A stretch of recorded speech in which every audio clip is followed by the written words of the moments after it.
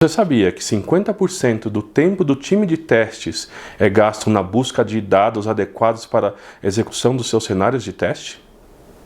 Meu nome é Aldo, da Enterprise Studios by HCL, e hoje nós vamos falar sobre anonimização de dados.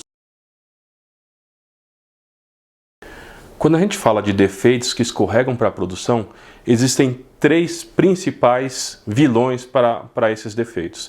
O primeiro deles é a cobertura dos seus testes. Muitas vezes a gente escreve casos de teste que não cobrem adequadamente os nossos requisitos. O segundo é o ambiente de testes. Muitas vezes o nosso ambiente não tem todas as dependências que a gente precisa para realizar os testes. Por exemplo, a gente precisa de algum serviço de terceiro, por exemplo, Serasa, ou a gente precisa de um mainframe e não estão disponíveis no nosso ambiente.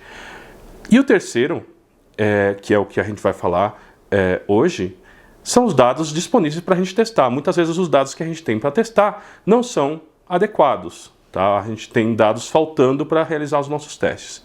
Mas antes da gente começar a falar de dados para realizar os testes, vamos falar um pouquinho de Personal Identifiable Information, os PIIs.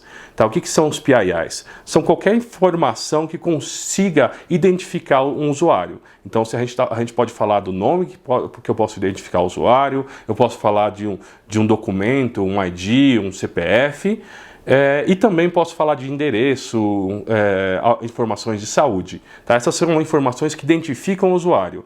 E hoje, com as leis de proteção de dados, por exemplo, GDPR na Europa, LGDP no Brasil, eu não posso expor dados dos meus clientes de forma alguma. Eu não posso expor dados para realizar teste, eu não posso expor dados de forma alguma. Então eu tenho que, de alguma forma, anonimizar esses dados ou mascarar esses dados. Tá? Então é disso que a gente vai falar hoje. Vamos supor que o pessoal de operações disponibilizou para a gente uma base de dados contendo dados de produção para a gente realizar os nossos testes. Certamente essa base está cheia de dados sensíveis, que precisam ser mascarados, a menos que a gente queira pagar multas para as nossas legislações de proteção de dados. Tá, mas aí o que é mascaramento? Então, vamos imaginar que uma pessoa se chame João da Silva e eu não quero que o nome dele seja exposto. Eu vou trocar nas tabelas onde aparece o nome João da Silva por Manuel da Silva. Ou seu CPF seja 1, 2, 3, 4, 5, 6 e assim por diante, eu queira trocar por um outro CPF também, para não expor a informação desse usuário, por um outro CPF que tenha cara de CPF válido. Ou seu endereço seja a Avenida Paulista e a gente troque o seu endereço para Avenida Vergueiro.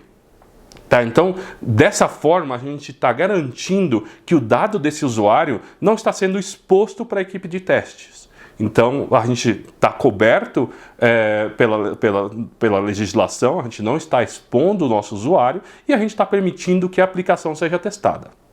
Tá, mas aí você vai me perguntar, ok, mas eu tenho o mesmo dado, eu tenho o dado de CPF, por exemplo, em várias tabelas do meu banco. Como que eu faço? A gente pode garantir essa integridade referencial mascarando todas as incidências desse mesmo campo em todas as tabelas. Dessa forma, a gente vai garantir que o seu teste seja realizado de forma adequada com toda a integridade referencial que é necessária.